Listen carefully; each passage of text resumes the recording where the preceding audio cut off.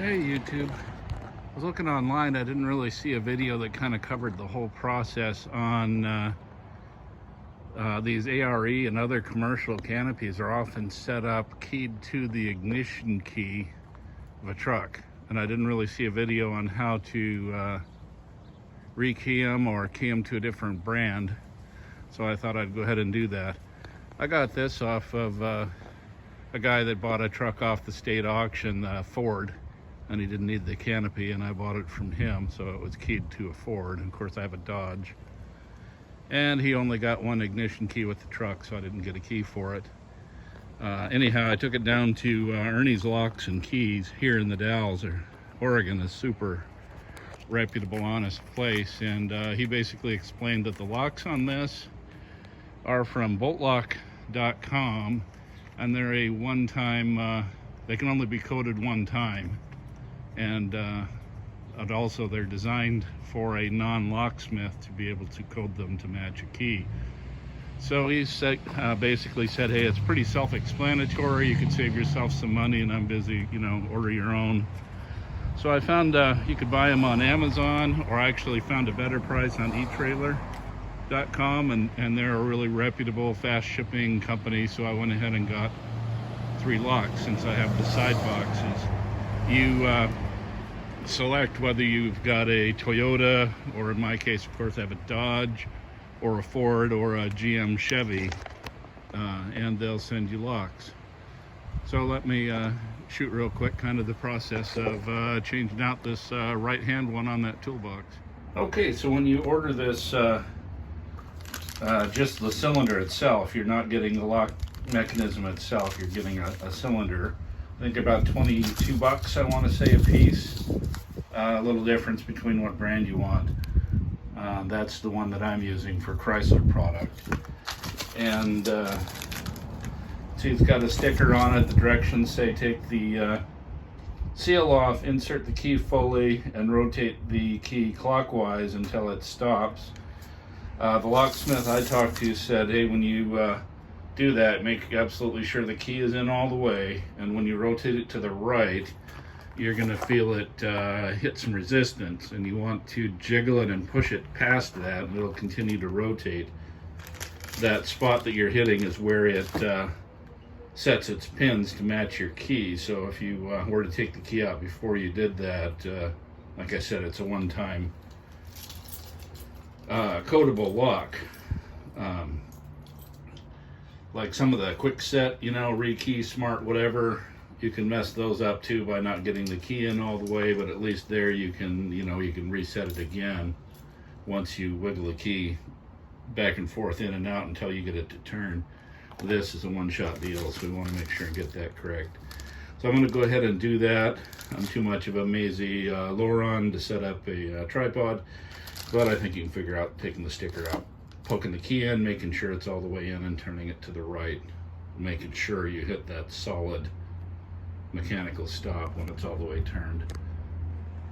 Okay, that's rekeyed. That actually kind of bound up and sort of crunched turning it to the right, but then you could push it past, and then it goes another quarter turn past that crunch and stops, and then you have to turn it back to vertical to get the key out, and it's now rekeyed.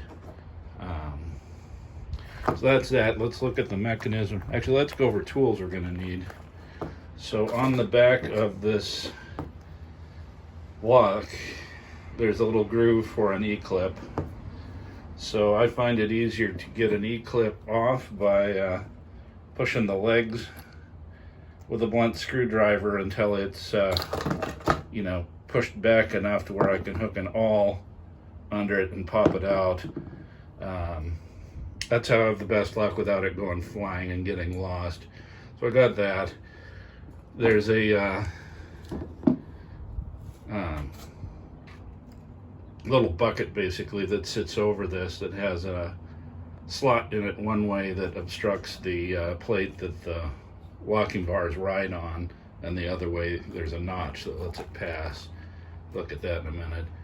So that plate that I'm talking about is easier just to get in there to remove it. So I think it's a 3/8 inch machine bolt. So I've got a 3/8 inch socket here. Then there's, of course, a nut.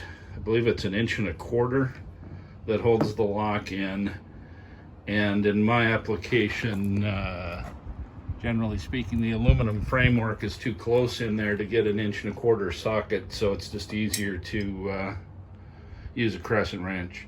Of course, you're going to want to make sure and get you an SAE crescent wrench, since it's an SAE nut and not metric. You don't want your metric crescent wrench. And then a large slip joint pliers I've found is about the, or a parallel jaw pliers if you have one, is the easiest way to get that E-clip back in without losing it. So with that, we'll go over here, and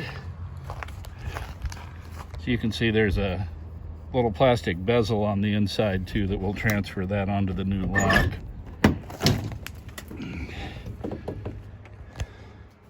But here you can see that can that I'm talking about, and how it has an open slot cut in it, and that allows that metal tab right there to pass through. If this were turned 90 degrees, this tab here would hit this can, and that's what secures it. So you can see why I'm saying that's kind of in the way to get a crescent wrench on there, especially when it's blocked here. So I'm going to take a 3/8 socket wrench, and I'm going to pull that bolt. Above this plate there's a little plastic spacer. You'll probably be working under an open door, working upside down like I am, so don't lose a little plastic spacer. So again, too lazy to get a tripod, you probably know how to take a bolt out, so we'll do that.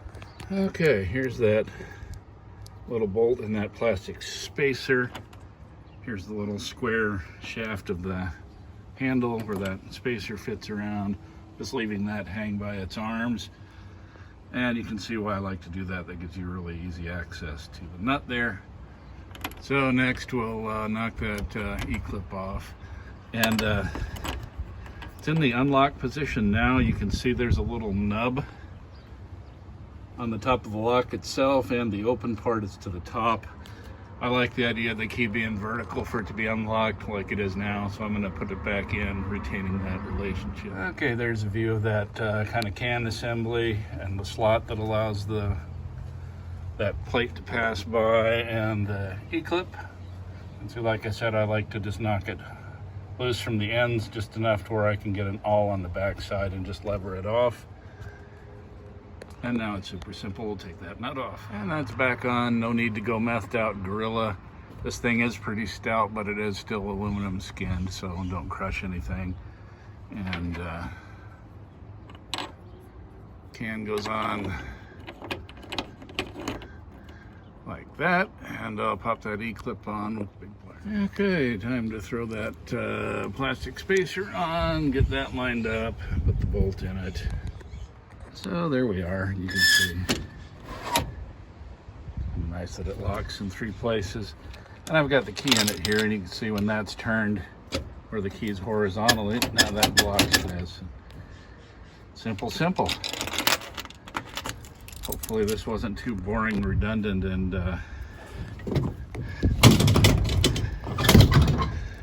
full of obvious information. I kind of shoot these videos. I've run into some younger people that really didn't grow up with the benefit of having people around to sort of teach you how to change a toilet or how to change brakes or do mechanical projects. So I wanted this sort of targeted to the person that'd be intimidated by something like this, and figured somebody that just wanted to see how to change a lock real quick and fast forward. Anyway, hopefully somebody found this useful, and y'all have a good day.